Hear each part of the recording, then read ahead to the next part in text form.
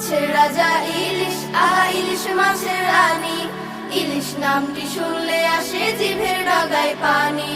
মাছের রাজা ইলিশ, আহা ইলিশ মাছের রানী। ইলিশ নামটি শুনলে আসে জিভের ডগায় পানি। ইলিশ ভাজা হলে ঘরে জানে পাড়ার লোকে, ভেসে ভেসে গন্ধটা যায় পৌঁছে সবার নাকে।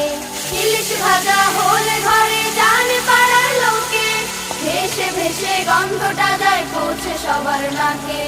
ভাজা মাছের গন্ধ শোকেই ভরে যায় মন খানি।